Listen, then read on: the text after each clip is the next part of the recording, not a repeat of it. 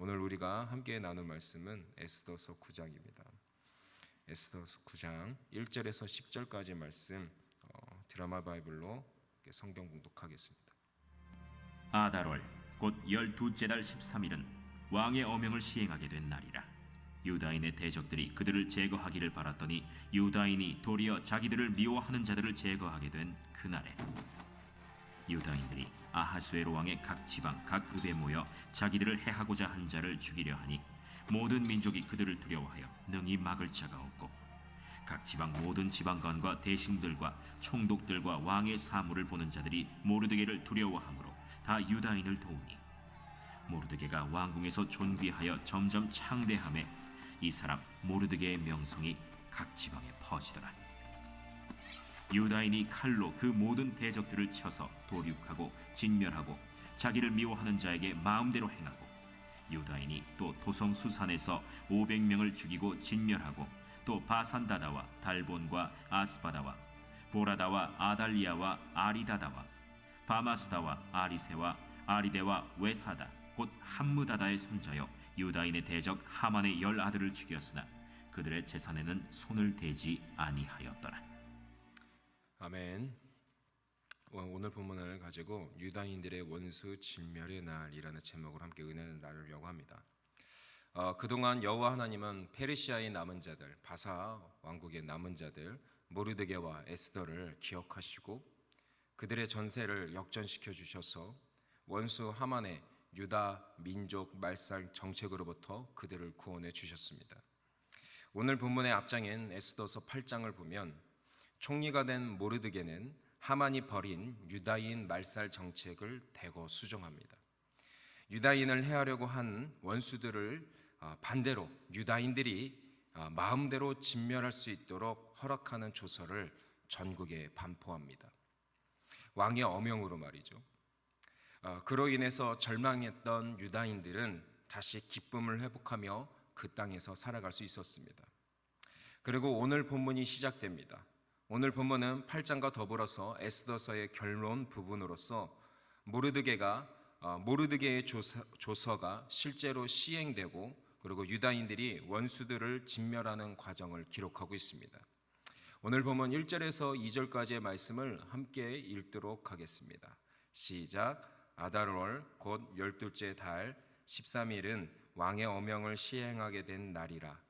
유다인의 대적들이 그들을 제거하기를 바라더니 유다인이 도리어 자기들을 미워하는 자들을 제거하게 된 그날에 유다인들이 아하수에로 왕의 각 지방 각 읍에 모여 자기들을 해하고자 한 자를 죽이려 하니 모든 민족이 그들을 두려워하여 능히 막을 자가 없고. 아멘. 드디어 모르드게가 수정한 조서를 실제로 실행할 날이 다가왔습니다. 그런데 페르시아에는 여전히 유다인을 멸절시키려는 대적들이 있었습니다. 하만이 죽고 새로운 조서를 반포한 지 이미 9개월이 지났는데도 모르드게의 조서를 인정하지 않고 자신들의 세력으로 유다인들을 진멸하려는 자들이 여전히 있었던 것입니다. 그러나 조서의 날짜가 되자 이 날의 싸움은 유다인들의 일방적인 승리로 쉽게 끝납니다. 유다인들이 각 지방에 모여서 대적들을 죽이려 할 때에 모든 민족이 두려워했고 능히 막을 자가 없다라고 지금 기록하고 있습니다. 그 이유가 무엇일까요? 오늘 본문 3절에서 4절 말씀을 함께 읽도록 하겠습니다. 시작.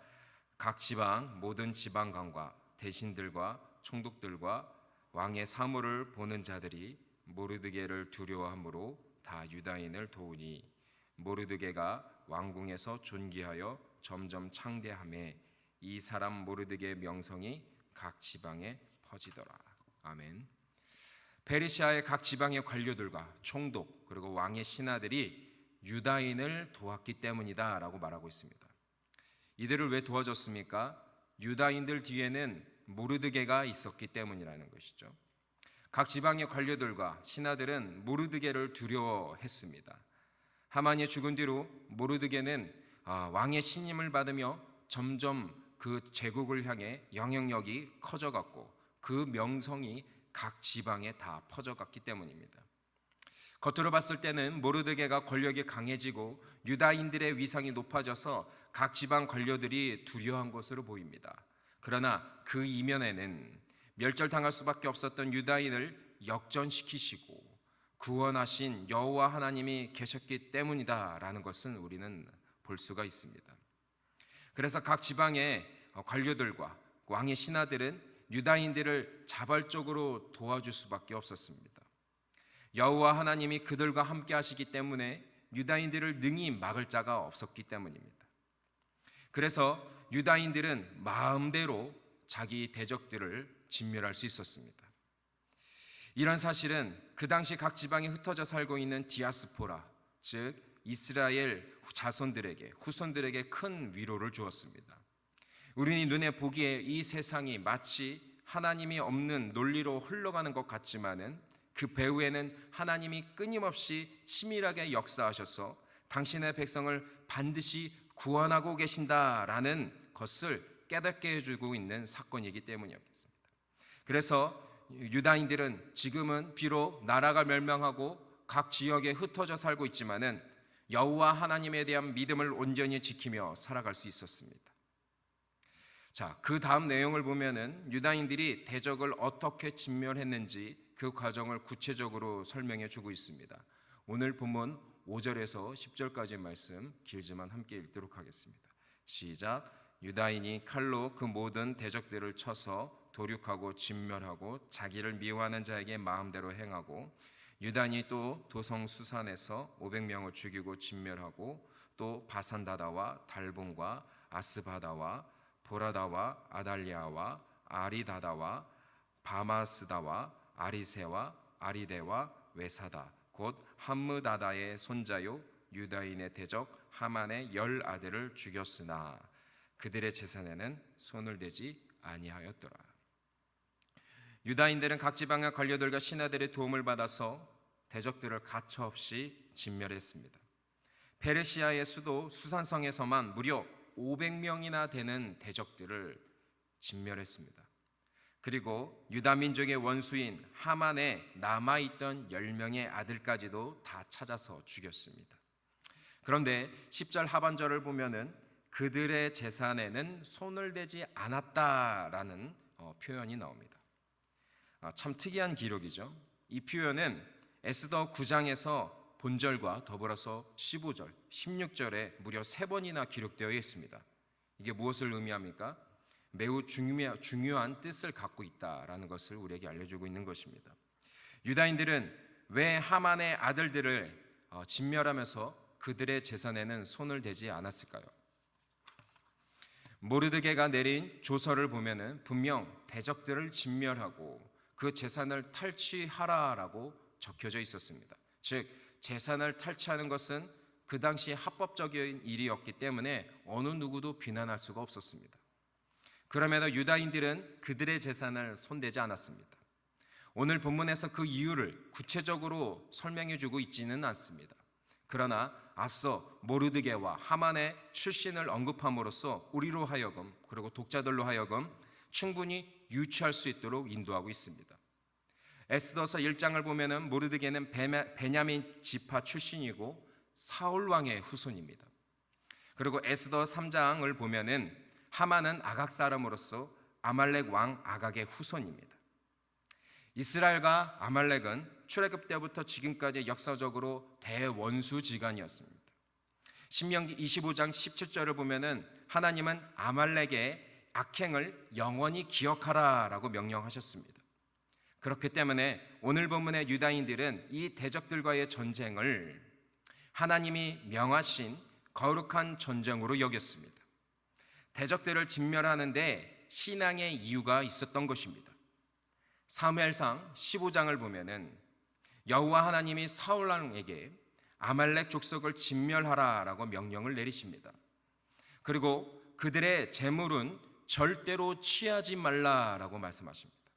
그러나 사울 왕은 이 명령을 온전히 따르지 않았습니다. 아말렉 백성들은 다 죽였지만 그 왕인 아각을 죽이지 않고 포로로 잡았습니다. 그리고 그들의 재산을 다 탈취했습니다. 즉 사울 왕은 하나님이 명하신 거룩한 전쟁을 제대로 치르지 못한 것입니다. 실패한 것입니다. 마무리를 제대로 짓지 못한 것이죠. 이 일로 인해 하나님은 사울을 왕으로 세운 것을 후회한다라고 말씀하시며 그를 버리십니다. 이 시간이 흘러 이 끝나지 않는 거룩한 전쟁은 사울의 후손이 모르드게와 아각의 후손인 하만에 의해서 다시 시작됐습니다. 그리고 역정케 하시는 하나님의 역사로 유다인들이 하만의 아들들을 다 찾아내 죽였고 그들의 재산은 손대지 않음으로써 이 오래된 거룩한 전쟁을 완결할 수 있었습니다. 즉 오늘 본문의 유다인이 대적들을 진멸하는 것은 단순히 개인의 복수를 위한 전쟁이 아니라 여호와 하나님이 명령하신 거룩한 전쟁을 완결하는 아주 우리 유다 민족에게 큰 의미를 갖고 있는 전쟁이라는 것을 알려주고 있습니다.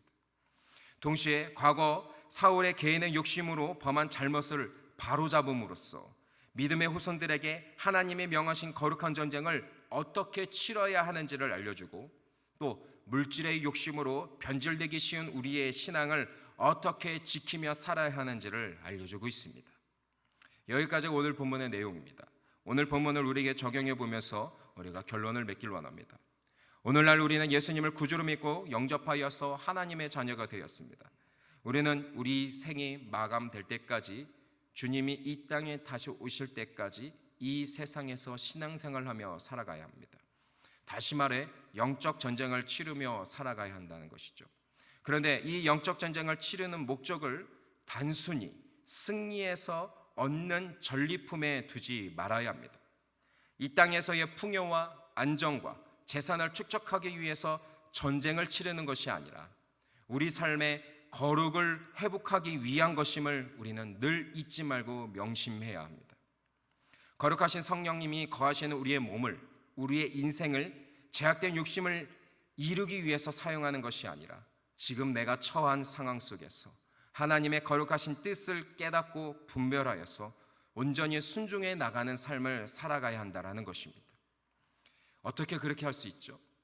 바로 우리에게 주신 이 말씀을 성령 하나님을 의지하여서 읽고 묵상함으로써 그리고 언제나 어디서나 깨어 기도함으로써 우리에게 주신 예수님의 이름의 권세로 그 원수들의 공격을 다 물리치고 그 유혹들을 다 뿌리쳐 나감으로써 이 거룩을 회복하는 삶의 방식을 살아가야 한다는 것입니다. 그러므로 여기에 모인 우리 모두 거룩의 모양만 있을 뿐 거룩의 능력을 잃어버린 이 신앙생활에서 벗어나서 매일 말씀을 읽고 묵상함으로써 깨어 기도하고 예수님의 이름을 권세를 아낌없이 사용함으로써 주님이 명령하신 이 거룩한 전쟁, 영적 전쟁을 능히 승리해 나가는 저와 여러분이 되길 간절히 소망합니다.